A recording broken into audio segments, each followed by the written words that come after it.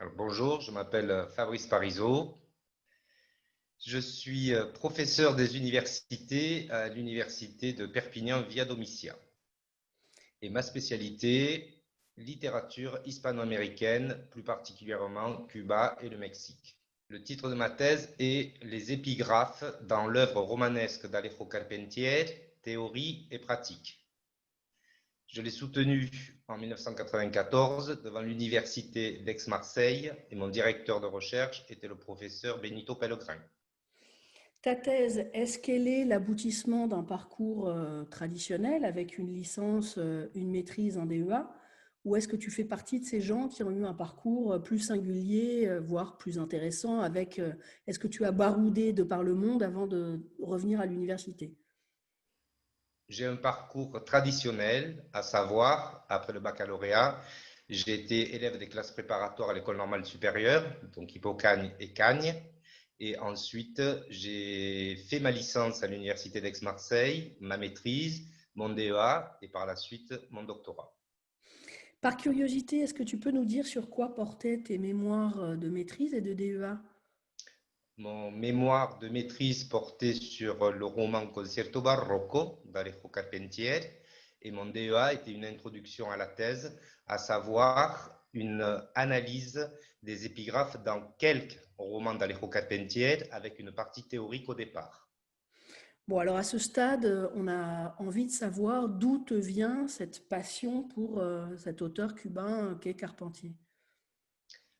Ma rencontre avec Carpentier a eu lieu lorsque j'étais en licence, où j'avais pris l'habitude de lire un roman en espagnol, un roman en français et un ouvrage critique. Et la lecture de Concierto Barroco, justement, a déclenché en moi l'envie de travailler sur Carpentier. Et dans le même temps, je lisais Seuil de Gérard Genette, qui a été publié en 1987.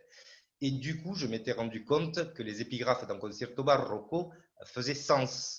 Et donc, j'ai eu l'idée de travailler sur les épigraphes.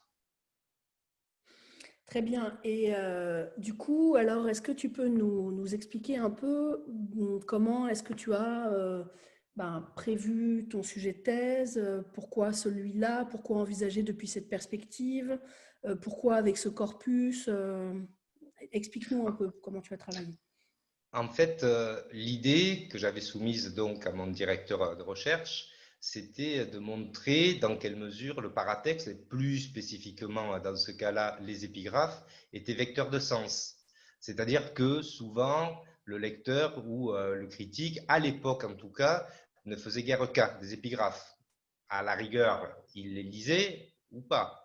Et je m'étais rendu compte que, en tout cas chez Carpentier, mais c'est opératoire chez d'autres auteurs, les épigraphes ne sont pas là au hasard. C'est-à-dire qu'ils vont conditionner ou induire un certain type de lecture et suggérer un certain nombre de pistes. Et donc, à partir de là, j'ai testé sur un certain nombre de romans chez Carpentier et je me suis rendu compte que cela fonctionnait. Donc, je me suis lancé dans cette entreprise avec à l'arrivée 750 pages de thèse. Comme quoi les épigraphes peuvent donner bien de la matière à commentaire.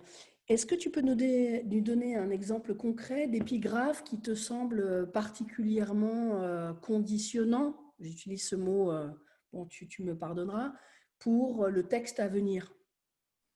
Si je reste avec Concierto Barroco, non pas que je ne connaisse que ce roman-là de Carpentier, mais la première épigraphe, c'est Abrid el concierto. Et donc, on se rend compte que le roman, comme son nom l'indique, va parler de concerts. Juste que dans le roman, il y a plusieurs concerts qui apparaissent et qui vont faire sens. De plus, ce qu'il faut savoir par rapport à Concerto Barroco, c'est que l'édition originale de 1974 était présentée sous forme d'un livret d'opéra. C'est-à-dire que ce n'était pas un format traditionnel de roman, c'était plutôt un format carré, je dirais, avec des vignettes rouges sur la page de couverture. Et quand on ouvre le roman, effectivement, on s'attend à lire peut-être autre chose qu'un roman, même si c'est un roman. Et les trois concerts qui apparaissent dans le roman sont extrêmement symboliques parce qu'ils renvoient à toute une tradition culturelle. Ils renvoient aussi au mélange des cultures, qui était un thème cher à Carpentier.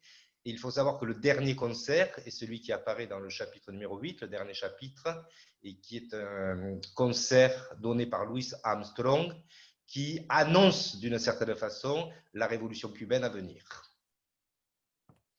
Et parmi tous les romans de Carpentier, lequel a ta préférence et pourquoi?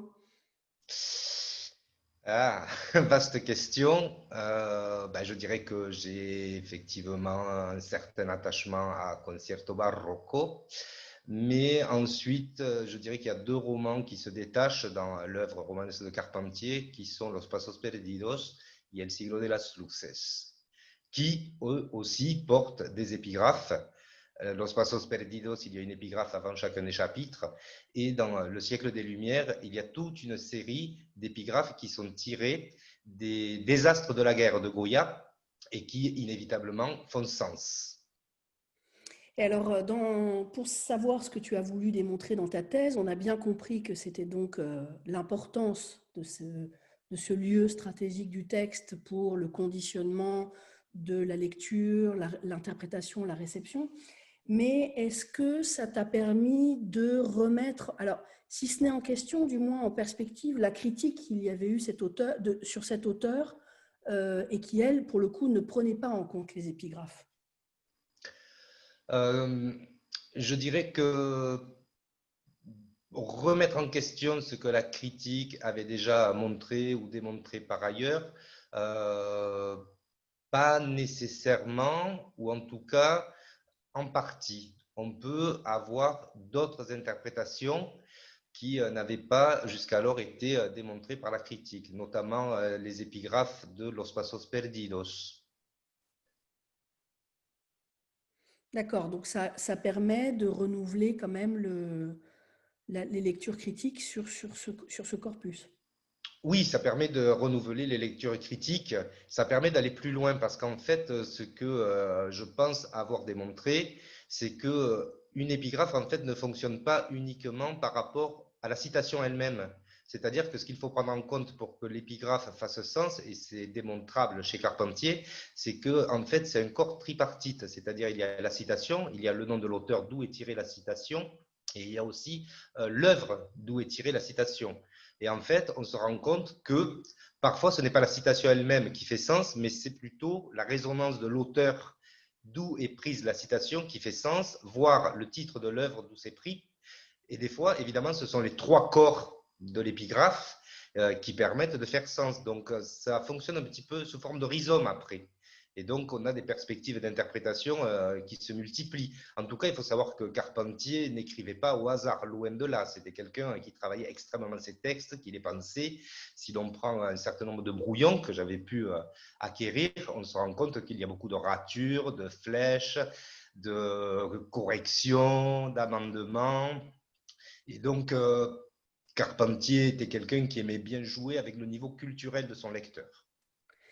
Et alors moi, ça c'est un test que j'aime bien faire en général quand il y a des jeux intertextuels, parce que là, en l'occurrence, tu le dis, c'est tripartite. Il y a le nom de l'auteur, la citation en elle-même et l'œuvre d'où elle est tirée qui influe sur la construction du sens du livre que nous commençons. Mais réciproquement, le livre que nous commençons intègre cette citation, cet auteur et cette œuvre dans son propre langage et d'une certaine manière en change le sens, c'est-à-dire change le sens de la citation par la proximité avec le texte de Carpentier. Et si on remet ensuite cette citation en exergue dans son texte de départ, le texte de départ s'en trouve aussi modulé par le sens que la citation a pris dans le passage par le texte de Carpentier, en l'occurrence. Donc, est-ce que là, comme ça, il y avait des citations qui étaient placées en exergue, qui avaient un sens dans leur œuvre première, si je puis dire, et dont ce sens était modulé par le passage par Carpentier? Non, non, Non, tu n'as pas trouvé non. ça. Bon, alors ça, tu vois, on voit que c'est la contamination par 2 ans de Rayuela avec Cortázar. Oui, oui. Non, en fait, ça ne change pas le texte de départ. Ça n'offre pas une nouvelle lecture une fois passé par le crible du roman de Carpentier ou des romans de Carpentier. Juste que je dirais que ça fonctionne plutôt à l'envers, à la rigueur. Souvent, Carpentier ne donne pas l'auteur, où il ne donne pas le titre de l'œuvre d'où c'est tiré. Et quand l'on va rechercher, c'est-à-dire ce qui fait partie du non-dit de la citation, mise en épigraphe, en fait, on se rend compte que ce non-dit fait sens. Et que c'est ça, en fait, qu'il était intéressant de rechercher pour pouvoir éclairer d'une certaine façon le texte. Évidemment que ce qu'il faut bien prendre en compte, c'est que ce regard ne fonctionne souvent qu'a posteriori. C'est-à-dire qu'une fois qu'on a lu le chapitre ou le roman, l'on comprend que l'épigraphe fait totalement sens. D'accord, donc c'est… C'est-à-dire qu'au départ, quand on lit l'épigraphe, ça induit un certain type de lecture, si on s'y intéresse. Si on est un petit peu plus curieux, on va aller chercher l'auteur s'il n'est pas précisé, ou l'on va aller chercher l'œuvre si elle n'est pas précisée. Et cela nous donne un certain nombre d'indications. Mais il reste évident que c'est souvent après la lecture du chapitre, ou je répète, après la lecture du roman, que la citation mise en épigraphe fait sens ou fonctionne à plein. Voilà. Donc, il y a Donc il y a un petit jeu comme ça, en fait, il y a un petit aller-retour, je dirais, entre les éléments paratextuels, et en ce cas-là, évidemment, les épigraphes, et le texte. Hein, c'est une sorte de jeu aller-retour. Voilà. Et en plus, ce qu'il faudrait peut-être préciser concernant les épigraphes, c'est que selon la situation spatiale dans le paratexte où elle est placée, en fait, ça ne va pas fonctionner de la même façon. Je m'explique. Une épigraphe mise avant un chapitre ne va fonctionner souvent que par rapport au chapitre.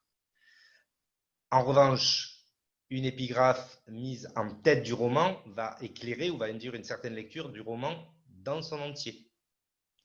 Il y a aussi chez Carpentier, alors j'avais j'avais forgé un néologisme pour les épigraphes qui étaient mises avant le texte, j'avais appelé ça des antégraphes. Et il y a aussi des épigraphes qui apparaissent à la fin du roman, c'est-à-dire comme mot de la fin, comme conclusion. Je pense par exemple à la dernière épigraphe dans El recurso del método, qui est tirée de Descartes, donc cette épigraphe, et qui évidemment renvoie à, ou invite à une relecture aussi du texte, c'est-à-dire qu'il y a une certaine circularité au niveau du paratexte. Et alors, tu as dit, ça éveille ma curiosité, tu as dit qu'il y a des citations, enfin, il y a des citations en exergue dont l'auteur est mentionné, ou parfois l'auteur n'est pas mentionné, le titre dont elle est extraite est mentionné, parfois pas. Est-ce que tu as pu élaborer un système, ou est-ce que c'est purement aléatoire, ou est-ce qu'il y a vraiment un système de quand il y a le nom, quand il y a le titre, et que ça n'a pas tout à fait le même rôle, pas le même, ça joue pas ça n'a pas la même fonction pour la constitution du sens? Je pense que c'est aléatoire sans l'être. Voilà, c'est peut-être une réponse un petit peu curieuse de ma part. C'est-à-dire que, par exemple, dans le siècle des Lumières, il y a des épigraphes qui sont tirés des désastres de la guerre. C'est-à-dire ce sont des titres, des planches, en fait, des désastres de la guerre. Et en fait, Carpentier joue avec le niveau culturel de son lecteur. C'est-à-dire que quelqu'un qui a une formation d'hispaniste ne peut pas ne pas reconnaître que l'épigraphe est tiré des désastres de la guerre de Goya. Maintenant, quelqu'un qui méconnaîtrait ou ne connaîtrait pas du tout l'œuvre de Goya, effectivement, n'est pas forcément à même de reconnaître d'où c'est tiré. Or, comme le roman parle de la Révolution française amenée dans les Caraïbes par le personnage historique de Victor Hugues, en fait, il y a tout un jeu où les mots renvoient à des images qui sont les images terribles des désastres de la guerre de Goya et en fait éclairent ou plongent dans les ténèbres le texte, hein, comme on voudra. Donc, est-ce que je pense que dans certains cas, c'est aléatoire, dans d'autres cas, c'est voulu. C'est-à-dire, Carpentier se dit, le lecteur connaît parce que je m'adresse à un type de lecteur qui est un lecteur lettré. Bien sûr. Et alors j'imagine que ça doit être une expérience particulière de travailler avec Benito Pellegrin, tu pourras nous en parler. Et, Oui, bien sûr. mais en dehors de lui, de ton directeur, est-ce qu'il y a eu des gens, des personnes, que ce soit dans la sphère privée ou universitaire, qui ont joué un rôle important pour toi dans cette traversée de la thèse? Alors, mon directeur de recherche, évidemment, Benito Pellegrin. Euh, si j'entre dans les détails, mais tu couperas éventuellement au montage, dont on a pu me reprocher le choix, dans la mesure où au départ, Benito Pellegrin est plutôt considéré comme un spécialiste du XVIIe siècle, c'est un spécialiste de Gracian. Il n'en reste pas moins que c'était un spécialiste du baroque. Or, Carpentier est un écrivain que l'on peut qualifier de baroque, lui-même définissait son écriture comme baroque ou baroquisante. Et en plus, Benito Pellegrin a beaucoup écrit sur Alejo Carpentier. Il a même publié dans des revues cubaines. Il a participé à plusieurs colloques à Cuba. Et lorsque Los Pasos Perdidos était au programme de l'agrégation Educapes d'espagnol, je pense qu'il a beaucoup contribué à éclairer ce roman. D'autres personnes qui ont joué un rôle, alors je ne dirais pas dans la thèse elle-même, mais a posteriori dans l'HDR, même si ce n'est pas le cas, mais je veux quand même le signaler parce que ce sont des personnes que j'estime énormément et que j'admire encore et toujours, et qui sont Milagros Esquerro et Dorita Nuo. Voilà. Bon, j'imagine que comme tout doctorant, tu as rencontré des difficultés dans ce processus difficile d'écriture d'une thèse. Est-ce que tu peux nous en parler? Et si tu peux, ce serait des secrets de fabrication, nous dire comment tu les as résolus, ces difficultés. Je dirais que la principale difficulté par rapport à mon sujet, en tout cas, ça a été de retrouver la source des épigraphes quand l'auteur n'était pas cité ou quand le titre n'était pas cité. Il y a dans Le Royaume de ce monde et La Reino de este mundo une citation qui est en fait une citation de seconde main. Donc il fallait retrouver en fait l'ouvrage dans lequel était citée cette citation, pour être redondant, ce qui n'était pas évident. Donc parfois j'ai mis un petit peu de temps à retrouver la source des épigraphes. Après, au niveau de l'écriture, à l'époque, quand j'ai fait ma thèse, il n'y avait pas les magnifiques ordinateurs qu'il y a aujourd'hui. Et donc, j'avais une sorte de machine à écrire un petit peu électrique ou électronique, je ne sais pas. Et quand on se trompait un peu trop, eh bien, il fallait recommencer. Donc, c'est vrai qu'au niveau de l'écriture elle-même, c'était un petit peu gênant. Sinon, je ne me rappelle pas avoir eu de difficultés majeures dans la mesure où, mais c'est peut-être une question qui viendra après, où en fait j'ai adoré ce sujet. Ça m'a vraiment passionné. Et donc, je pense que quand on fait les choses avec intérêt ou passion, ça va toujours un petit peu mieux. La difficulté, c'est aussi de terminer dans les temps, quand il y a des délais entre la remise de la thèse, le temps qu'il y ait les pré-rapports, la soutenance. Donc, c'est vrai qu'à la fin, on est parfois un petit peu pris, pas de court, mais par le temps pour les relectures, pour éviter le maximum de coquilles. Il en reste toujours, c'est inévitable, ou presque. Mais voilà, et je pense aussi que ne pas se décourager, voilà, aller au bout. Tu as évoqué tout à l'heure ton HDR. Est-ce que tu peux nous donner le titre de l'inédit? Oui, bien sûr. Alors en fait, au départ, je voulais changer un tout petit peu. Je voulais travailler sur la peinture dans l'œuvre d'Alejo Carpentier, alors, qui est mon auteur favori, mais je ne creuse pas toujours dans le même sillon, hein, ma liste de publications en témoignera. Mais parce que j'avais remarqué que si pour certains la musique est importante, pour Carpentier elle l'est, c'était un musicologue, mais dans tous ses romans, il y a un certain nombre de citations qui renvoient à des tableaux. Et je trouvais que le jeu intertextuel par rapport à la peinture était extrêmement important. Juste que je me suis dit que j'avais commencé un travail de recherche dans la thèse qui était donc sur les épigraphes, et il me semblait logique et cohérent de terminer ce que j'avais commencé, c'est-à-dire que mon HDR porte sur les stratégies des paratextes dans l'œuvre de Carpentier. C'est-à-dire que j'ai analysé donc par la suite tout ce qui était les titres de romans, les titres de chapitres, les quatrièmes de couverture qu'il a lui-même rédigés, les sous-titres, les notes de bas de page. Donc, j'avais fait un travail complet, on dira, sur les stratégies mises en œuvre par Carpentier au niveau du paratexte. Et Dieu sait que ces stratégies sont nombreuses et fonctionnent. C'est drôle quand on est, comme toi et moi, des entre guillemets spécialistes d'un auteur. Moi, c'est García Márquez. On éprouve toujours le besoin de dire, mais je ne travaille pas que sur cet auteur. Et je remarque Non, que c'est tu fais la même chose que moi. oui, mais c'est parce qu'en fait, euh, souvent, il est reproché, je ne parle pas de moi nécessairement, mais il est reproché à certains ou à certaines de toujours creuser dans le même sillon. Voilà. Donc, non, c'était pour dire que la littérature latino-américaine ne se circonscrit pas uniquement à Alejo Carpentier ni à Cuba. Voilà. Donc, j'ai pu travailler sur des auteurs mexicains, sur des auteurs argentins, et je l'ai fait également avec plaisir et intérêt. Voilà. Alors, qui est-ce que tu aimes bien parmi les Mexicains et parmi les Argentins? C'est qui les auteurs à ton panthéon?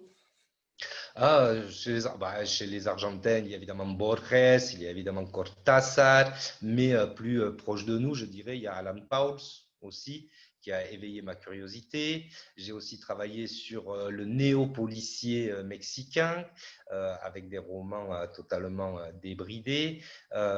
J'ai travaillé sur Rulfo aussi, bon, qui est un classique, évidemment. J'ai travaillé sur Ana Garcia Bergua, donc l'écriture féminine. Donc voilà, après je n'ai pas d'auteur fétiche. Après, il y a des romans de certains auteurs latino-américains que j'affectionne tout particulièrement, notamment La Tia Julia et l'Escribidor de Vargas Llosa. Voilà. Mais bon, c'est souvent des découvertes. Il y a aussi, j'oublie le nom, euh, aussi Edmundo Pasoldan, euh, que j'avais reçu à Nice et avec qui je suis toujours en contact, qui a une œuvre qui me semble extrêmement intéressante et il n'y a pas trop de thèses, je ne crois pas qu'il y en ait vraiment en cours, sauf peut-être avec Eric Fisbach, mais ça reste à vérifier. Mais ça mériterait, hein, parce qu'il y a des contes, il y a des romans chez Edmundo Pasoldan, et c'est une écriture intéressante. Il était à un moment donné au programme de l'agrégation quand il y avait le sujet écriture du mal. Voilà. Pour ceux qui ne le connaîtraient pas, tu conseillerais une entrée depuis quel roman ou recueil de contes de Pasoldan? Euh, Los vivos y los muertos? Comment tu as dit? Los vivos y los muertos, peut-être. Oui, parce que c'est l'écriture de quelqu'un qui vit aux États-Unis. Hein. Edmundo Pasoldan vit aux États-Unis, il est en exil, mais un exil volontaire. Et en fait, le roman, enfin l'écriture du roman me semble très intéressante parce que c'est quand même l'écriture d'un latino-américain, mais avec une vision évidemment contextualisée qui est celle des États-Unis. Donc c'est intéressant. Ça me rappelle un petit peu Rolando Hinojosa et ce qu'on appelle l'écriture de la frontière ou les Chicanos. Donc, moi, je trouve ça très intéressant. Voilà. Il y a un conte, alors je ne me rappelle plus le titre, mais qui est un conte à partir de mots croisés. Et en fait, le conte est extraordinairement génial, je trouve, de mon point de vue. Mais j'avoue avoir oublié le titre. Voilà. Mais tu Je vois, l'ai moi, je lu ne l'ai pas il y a lu, donc longtemps. je peux pas compenser, t'aider à retrouver. Ça, je Non, l'ai. non. Mais je pourrais éventuellement le retrouver et te le signaler autrement. Alors, je te ramène, je te prends par la main et je te ramène à la thèse, et notamment au jour de la soutenance. Est-ce Ah que tu, oui, est-ce que tu peux, oui, parce que ça existe, au bout du tunnel, oui. il y a la lumière et la soutenance. Alors, est-ce que tu Ouais. peux commencer par nous rappeler qui étaient les professeurs qui composaient ton jury? Alors, les professeurs qui composaient mon jury, évidemment, le directeur de thèse, Benito Pellegrin. De l'université d'Aix-Marseille, il y avait Monique Delop. Alors, évidemment, elle est quand même plutôt connue pour avoir travaillé sur le Moyen-Âge et il y a Libro de Buonamor. Juste qu'elle était dans le jury parce qu'en fait, les épigraphes, ce sont des micro-textes. Et elle a beaucoup travaillé justement sur les micro-textes. Donc, c'était un regard extérieur à la littérature hispano-américaine, mais un regard très pointu sur ce qu'était l'analyse justement de micro-textes. Il y avait Milagros Esquerro, que je ne présente plus, j'imagine, et il y avait Yves Aguilar de Bordeaux. Quel souvenir est-ce que tu gardes de ce jour?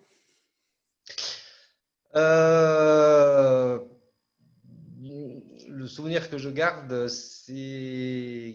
Alors, la soutenance m'a semblé constructive. dans la mesure où les membres du jury pointent ce qui leur a semblé bien, intéressant, novateur, parce que c'est ça qui est important dans une thèse, je crois, et les petits défauts qui méritaient ou mériteraient d'être corrigés à l'avenir. Donc, j'en avais tenu compte. Je pense que je suis un garçon sensible, c'est pour ça que je suis un littéraire sans doute, et donc c'est vrai qu'il y a une certaine pression quand même, parce que, eh bien, on ne veut pas décevoir. Je pense que le moment le plus prenant de la soutenance, c'est lorsque l'on déclare que l'on est digne du titre de docteur de l'Université d'Aix-Marseille, en l'occurrence. Voilà, c'est un moment très, très important parce que ça ouvre justement une carrière de chercheur à venir. Voilà. Même si j'étais déjà dans l'université, parce que j'étais à terre à l'Université de Nice. Mais je savais que c'était le début de quelque chose et non pas la fin. Voilà, c'est important. Bon, j'ai compris que tu étais ému. As-tu pour autant versé une petite larme? Non. Non, mais c'est particulier. Voilà. Beaucoup plus qu'une soutenance d'HDR. Alors, c'est exactement ce que j'allais te demander, si le souvenir était différent pour la HDR. Euh, oui, le souvenir est totalement différent. Bon, une HDR, c'est petit peu plus lourd comme type de soutenance parce qu'il y a 5 ou 6 membres de jury devant soi, voire 7 parfois. Donc là, tout le travail de chercheur sur une vingtaine d'années, parce que j'avais mis 20 ans à faire l'HDR, je ne m'étais pas précipité, la soutenance est lourde. Mais euh, à l'arrivée, même si chacun, de façon personnelle, félicite le candidat pour le travail, etc., il n'y a pas la même charge émotive, je trouve, que la soutenance d'une thèse. La thèse, c'est vraiment ce qui va permettre éventuellement d'accéder à un poste de maître de conférence, c'est-à-dire d'entrer dans le supérieur et de pouvoir continuer aussi bien à enseigner, évidemment, parce que ça fait partie aussi de ma vie et j'adore enseigner, mais d'un autre côté, c'est l'ouverture vers plein de textes à explorer ou à revoir dans le cadre de la thèse ou à améliorer. Et c'est ça qui m'a plu dans le fait d'avoir été déclaré docteur de l'Université d'Aix-Marseille. Pour une HDR, c'est différent. C'est ça, comment dire, ça entérine un parcours, une HDR, ce qui ne veut pas dire que c'est la fin, hein, puisque bon, de toute manière, j'ai continué à publier largement après. Mais bon, c'est à un moment donné des membres éminents, parce que généralement les jurys d'HDR sont toujours composés de membres éminents. C'est des collègues qui disent eh bien, ce que tu as fait, c'est bien, ça aurait pu être mieux fait ou vu différemment. Et donc, ça permet, surtout quand après on a la chance d'obtenir un poste de professeur, c'est de pouvoir à son tour encadrer des thèses et des HDR. Voilà. Donc, je trouvais que c'était intéressant. Mais c'est totalement différent d'une thèse, voilà, de mon point de vue, bien sûr. Alors, dans quelle mesure l'enseignant et le chercheur que tu es aujourd'hui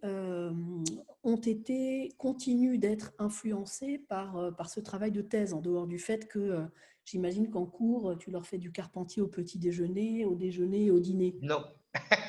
Alors, curieusement là, sur les 5 ans passés à l'université de Perpignan, puisqu'avant j'étais à l'université de La Réunion, comme tu le sais, et auparavant à l'université de Nice, curieusement, je ne fais pas du Carpentier. Voilà. Donc, non pas que je n'aime plus Carpentier, au contraire, il y a encore des choses à dire, il y a encore de belles thèses à faire sur Carpentier, mais ça, je le laisse aux autres.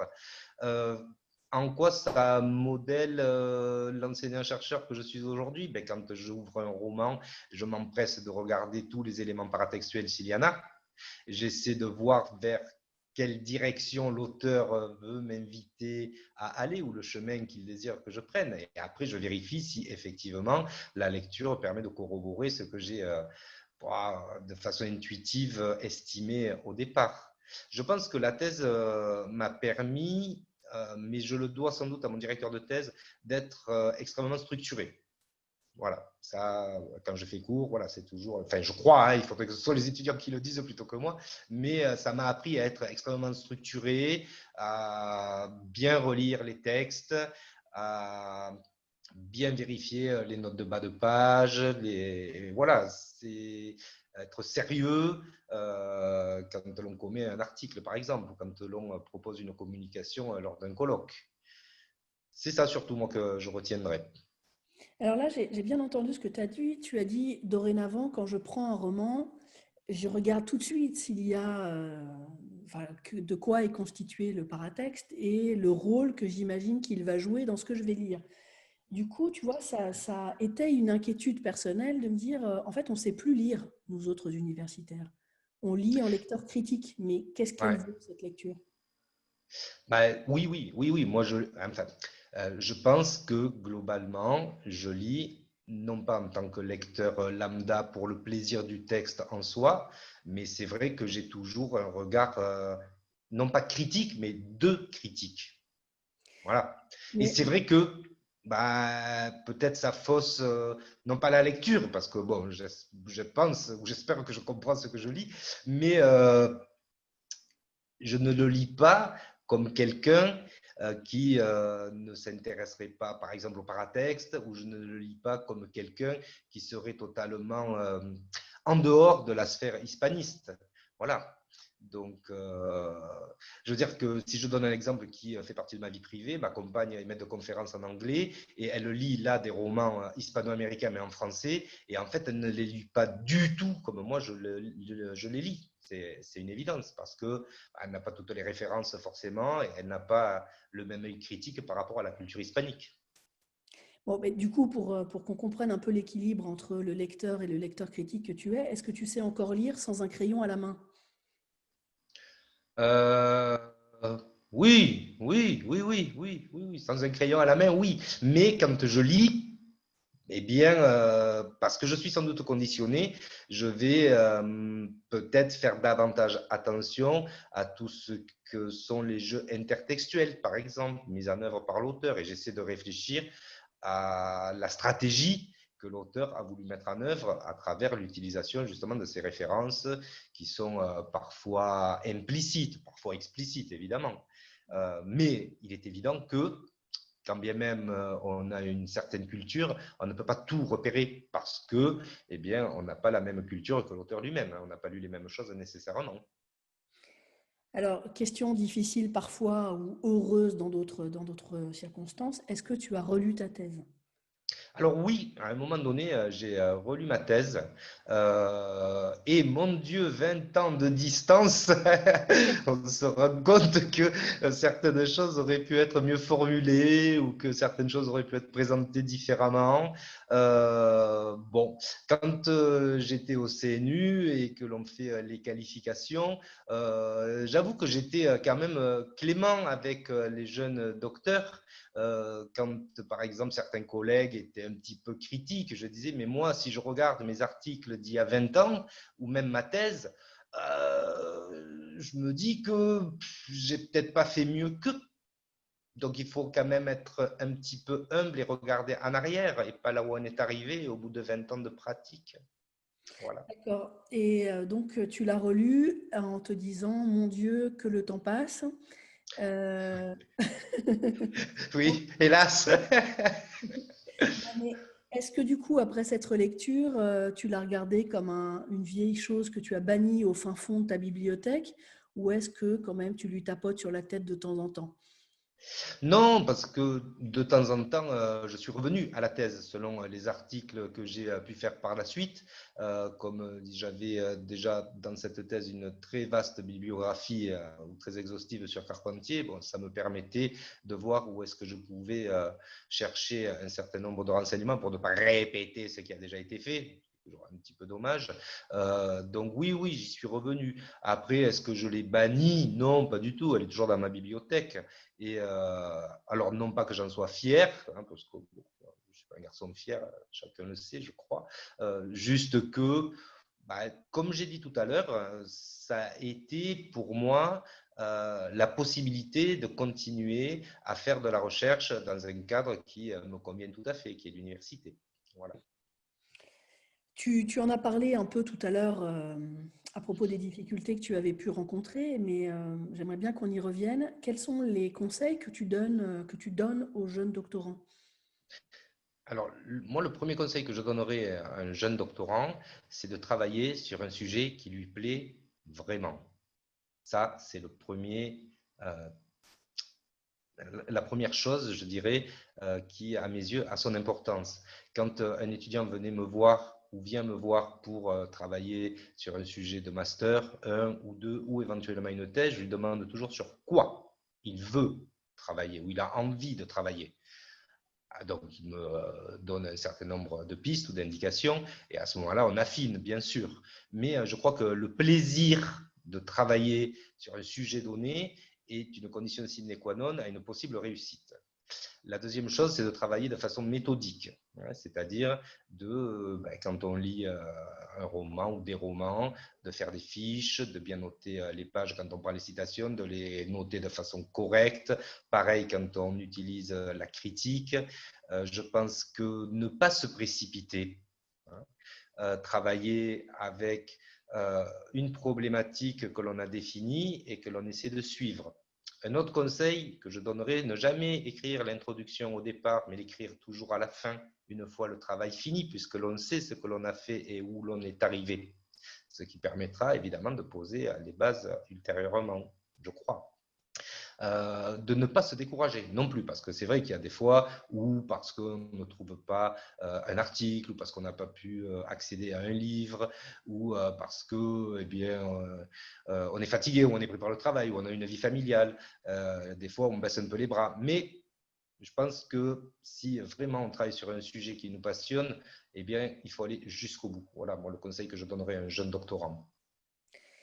Pour finir, est-ce que tu peux nous lire la première phrase de ta thèse et nous en faire un commentaire? J'espère qu'elle ne fait pas partie de celles à l'égard desquelles tu as pris de la distance 20 ans plus tard. Alors là, il faut que je mette mes lunettes. Alors, voilà. Moi, j'avais mis, mais je vais lire les deux premières phrases, parce que sinon ça fera moins sens. Hein. Très bien. Donc, qui parcourt l'œuvre du romancier cubain Alejo Carpentier aura sans doute été frappé par la profusion de citations d'auteurs placés en tête de ses œuvres ou de ses chapitres, ou situés au-dessus de chacune des subdivisions de ses romans. Considérés comme un simple ornement baroque par les uns, ou comme un excès de culture étalé au grand jour par les autres, les épigraphes, comme on a coutume de les appeler, peuvent laisser indifférent le lecteur ou le critique. Toutefois, elles peuvent aussi revêtir pour certains une importance capitale et mériter une attention toute particulière. Voilà. Donc, tu affichais la couleur de l'importance que tu leur accordais et de comment tu allais en faire un prisme de lecture sur les œuvres, en somme. Voilà, en fait, la thèse que j'avais réalisée à l'époque, il y avait une partie théorique, c'est-à-dire que j'avais posé des bases théoriques dans la première partie sur les épigraphes, c'est-à-dire la définition.